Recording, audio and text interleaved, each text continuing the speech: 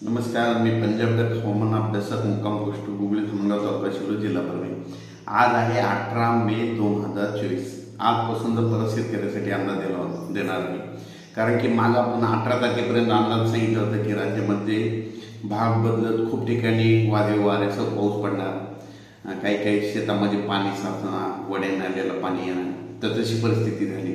पण आता यानंतर आता शेतकऱ्याचा आता नेमका भुईमुग काढण्यात चालू आहे, मग शेतकऱ्यासाठी खास करून हे अंदाज देणार आहे।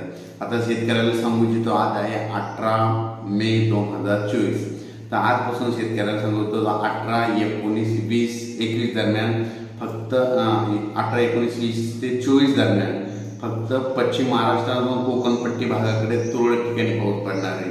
म्हणजे तो पाऊस सातारा, सांगली, कोल्हापूर, पुणे तसेच नाशिक यापर्यंत पाऊस 24 तारखेपर्यंत विखुरलेल्या स्वरूपात पडणार आहे, म्हणून हा अंदाज लक्षात घ्यायचा। त्याच्यानंतर राज्यामध्ये 27 तारखेच्या नंतर पुन्हा एकदा वातावरण चेंज होणार आहे, म्हणून ही अंदाज लक्षात घ्यायचा। पण जे अवकाळी पावसाचं वातावरण होतं ते आता म्हणजे राज्यातलं सगळीकडलं आजपासून उद्यापासून थांबणार आहे। म्हणजे आज देखील बऱ्याच ठिकाणी थांबणार आहे, म्हणून हे अंदाज लक्षात घ्यायचा। म्हणजे आजपासून जे अवकाळीचं संकट होतं ते थांबलं, फक्त आता संकट राहणार फक्त सातारा, सांगली, पुणे या भागाकडेच म्हणजे ते पावसाचा अवकाळी पाऊस राहणार आहे, म्हणून कोकणपट्टीमध्ये राहणार, म्हणून हे अंदाज लक्षात घ्यायचा। तर शेतकऱ्यासाठी परत एक आनंदाची बातमी, आज आहे 18 मे आणि आता मान्सूनची आता मध्ये चावल लागली। तर शेतकऱ्याला सांगू इच्छितो तो 22 मेला अंदमान बेटावर मान्सून एकदा सक्रिय होणार आहे। पण त्याच्यानंतर काय होणार आहे, 22-23च्या दरम्यान बंगालच्या खाडीमध्ये एक चक्रीवादळ तयार होणार आहे।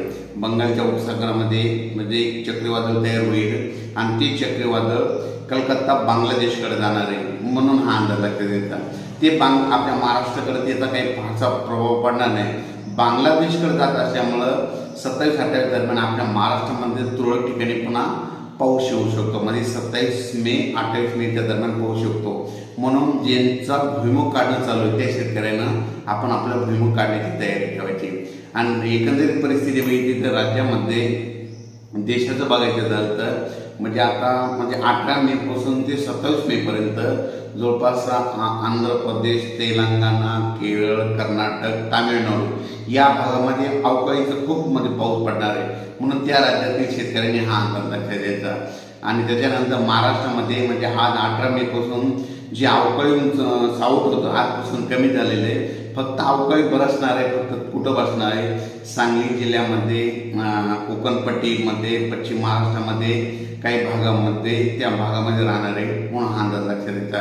उर्वरित राज्यामध्ये आता म्हणजे सगळी आपल्या राज्यातलं सगळ्या जिल्ह्याचं हवामान आता कोरडं झालंय, म्हणून हा अंदाज लक्षात द्यायचा। अचानक वातावरणात बदल झाला तर लगेच एक मेसेज दिला जाईल। पण राज्यामध्ये फक्त सर्व शेतकऱ्याला सांगू इच्छितो, उद्यापासून म्हणजे 19 मे पासून उन्हाची तीव्रता वाढत जाणार आहे, गरमी वाढणार आहे, म्हणून हे अंदाज लक्षात घ्यायचा। अचानक वातावरणात बदल झाला तर परत एक मेसेज दिला जाईल।